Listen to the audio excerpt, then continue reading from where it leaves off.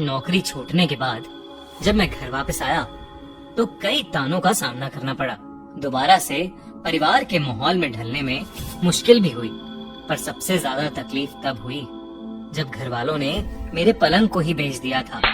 बड़े भैया ने मुझे कुछ पैसे दिए कि मैं एक नई खाट ले आऊं, मगर जितने पैसे थे उसमें एक पुरानी खाट भी नहीं आ सकती थी।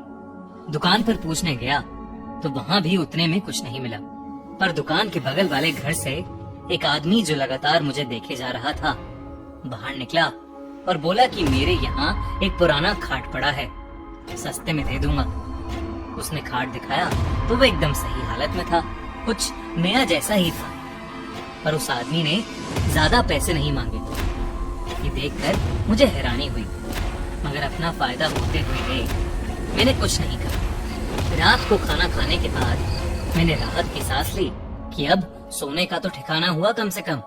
थोड़ी देर टहलने के बाद बिस्तर लगा के मैं सोने चला गया। सोते सोते मुझे ऐसा लगा कि अचानक ही मुझे कोई धक्का दे रहा है और फिर मुझे किसी गड्ढे में ढकेल रहा है। पूरा शरीर दर्द कर रहा था। चीखते हुए मेरी नींद खुली तो मैं पसीने से लथपथ था। मुझे लगा कि कोई बुरा सपना होगा तो मैं दोबारा सोने लगा, लेकिन खाट पर लेटते ही मुझे ऐसा लगा कि कोई मेरे कंधों को जकड़े हुआ है और मेरे पैरों को किसी ने पकड़ लिया है। दोबारा से मेरा पूरा शरीर दर्द करने लगा।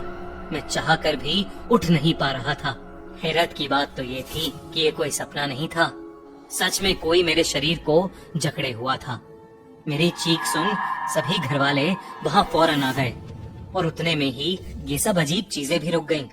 बुरा सपना था ये बोलकर उन्होंने फिर से सो जाने को बोला, पर खाट पर दोबारा बैठने की अब मेरी हिम्मत ही नहीं थी। वो रात मैंने जमीन पर ही गुजारी, पर अगले दिन मुझे तो उस खाट के साथ एक आदमी भी घर के बाहर मिला, जो कि गुस्से में भरा पड़ा था कि आखिर क्यों मैंने इतना खतरनाक खाट यूं ही खुले में बाहर छोड़ दिया था। झटके, दर्द और बुरे सपने, क्या कुछ नहीं देता था ये खाट। ये सब बोलकर वो खाट वहीं छोड़ गया। मुझे इतना तो समझ आ गया था कि मैं पागल नहीं हूँ और इस खाट में वाकई कुछ दिक्कत है। मैं उस खाट को अंदर ले गया और दोबारा उस रात उस पर सोने का सोचा, ताकि पता कर सकूं कि आखिर वो आवाज किस बुजुर्ग औरत की थी। लेकिन ये मेरी जिंदगी की सबसे बड़ी गलती थी। इस बार न शरीर में दर्द हुआ और ना ही झटके लगे और जल्द ही नींद भी आ गई, पर थोड़ी ही देर में उस औरत की आवाज फिर आई। चिल्लाते हुए उसने बोला, फिर आ गए, आखिर क्यों मुझे चैन से सोने नहीं देते? ये मेरे सोने की जगह है, जाओ यहाँ से। ये कहते ही फिर मेरे शरीर में बेहद खतरनाक दर्द उठने लगा। ऐसा लगने लगा कि मैं कहीं ऊपर से बहुत जोर से गिर रहा हूँ।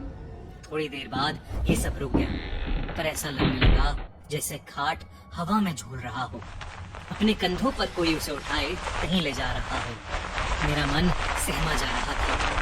डर ने जैसे चारों ओर से मुझे घेर लिया था। मैं नींद में था, फिर भी सब महसूस कर पा रहा था। अचानक मेरी सांसें घुटने लगी।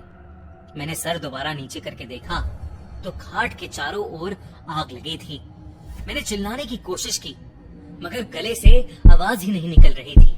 लेकिन उसके कुछ ही पल बाद मेरे हाथ और पैर अचानक आजाद हो गए। मैं तुरंत उठकर बैठा, लेकिन मैंने जो देखा उससे मेरे रोंगटे खड़े हो गए। एक डरावनी सी बूढ़ी औरत मेरे ठीक सामने बैठी थी।